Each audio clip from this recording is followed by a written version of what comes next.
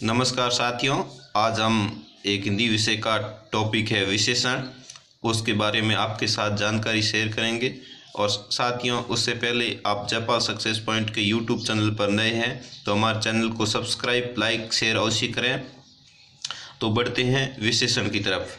साथियों, विशेषण की परिभाषाएं: जो शब्द संज्ञा या सर्वनाम की विशेषता बताते हैं उन्हें विशेषण कहते हैं। जैसे अच्छा, सफ़ेद, श्रेष्ठ, ये सब विशेषण हैं। और विशेषण जिसकी विशेषता बताई जाती है उसे विशेष्य कहते हैं। ये साथियों कई बार प्रश्न पूछा गया है।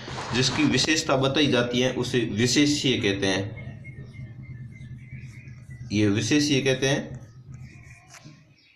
ये प्रश्न पूछा गया था एक बार। जिस शब्द की विशेषता बताई जाती है उसे विशेष्य कहते हैं। और साथियों, विशेषण के 4 प्रकार हैं। एक है गुणवाचक विशेषण, संख्यावाचक विशेषण, परिमाणवाचक विशेषण, संकेतवाचक विशेषण।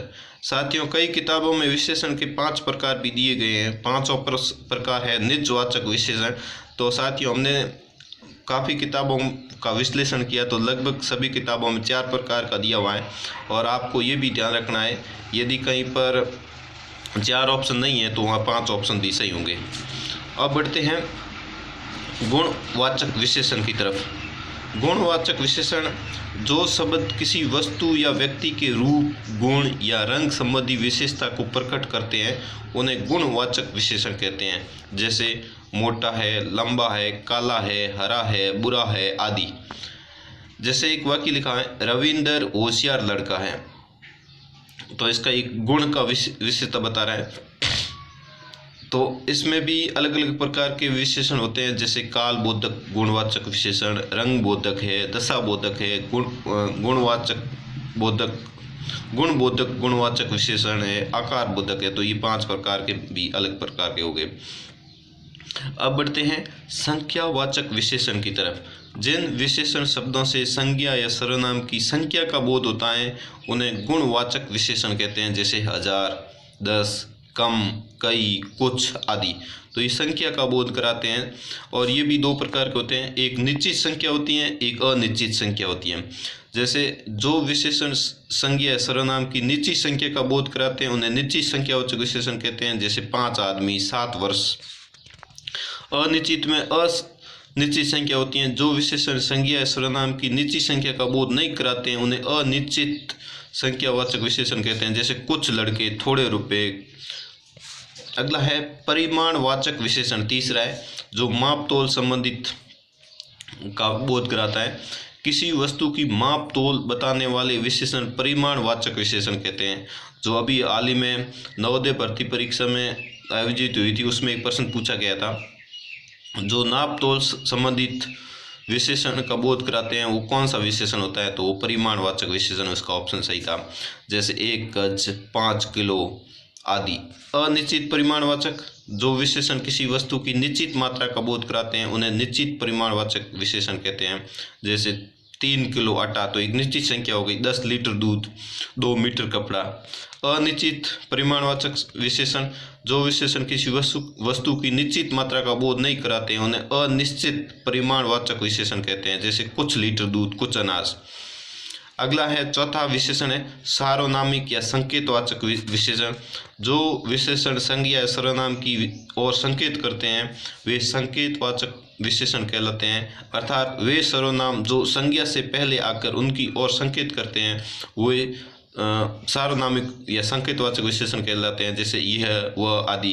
जैसे एक वाक्य लिखा हमने, यह घर मेरा है, तो ये संज्ञा से पहले विशेषण आया तो ये संज्ञा, ये सार्वनामिक संकेतवाचक विशेषण हो गया। वह लड़का दौड़ रहा है। तो ये थे सर्वनाम के विशेषण के 4 प्रकार। पहला था गुणवाचक विशेषण, दूसरा था पहला गुणवाचक, दूसरा संख्यावाचक और तीसरा परिमाणवाचक और चौथा सार्वनामिक या संकेतवाचक। अब बढ़ते हैं विशेषण की 3 अवस्थाएं: मूल अवस्था, उत्तरावस्था और उत्तम अवस्था। जैसे ये मूल अवस्था है उच्च, तो उत्तरावस्था में हो जाएगा उच्चतर, उत्तम अवस्था में हो जाएगा उच्चतम। फिर अधिक, अधिकतर, अधिकतम, गुरु, गुरुतर, गुरुतम, दीर्घ, दीर्घतर, दीर्घतम, कठोर, कठोर, कठोरतर कठोरतम, लघु लघुतर लघुतम, महान महतर महतम। अगली है परिमाण वाचक विशेषण का उदाहरण है। एक प्रश्न दिया हुआ है, हमने 2 प्रश्न शामिल किए हैं। परिमाण वाचक विशेषण का उदाहरण है। ए ऑप्शन में दुगुना, बी ऑप्शन में 1 गज, सी ऑप्शन में काला, डी ऑप्शन में है जोधपुरी। तो साथियों परिमाणवाचक विशेषण का उदाहरण है इसमें आपके 1 गज, बी ऑप्शन सही है, इसका बी ऑप्शन सही है। अगला प्रश्न है सुगंधित शब्द किस प्रकार का विशेषण है। तो ए ऑप्शन में परिमाणवाचक, सी ऑप्शन, बी ऑप्शन में संकेतवाचक, सी ऑप्शन में गुणवाचक, डी ऑप्शन में गणनावाचक। तो साथियों सुगंधित एक गुणवाचक विशेषण है, तो इसका सी ऑप्शन सही है, दूसरे का सी ऑप्शन। तो साथियों इस तरह से ये विशेषण का टॉपिक था। और आप जयपाल सक्सेस पॉइंट के यूट्यूब चैनल पर नए हैं तो हमारे चैनल को लाइक शेयर सब्सक्राइब अवश्य करें। हम आपके साथ वीडियो और ये जो अध्याय टॉपिक से संबंधित हैं जानकारी शेयर करने का पूर्ण प्रयास करेंगे। Thanks for watching. जय हिंद, जय भारत।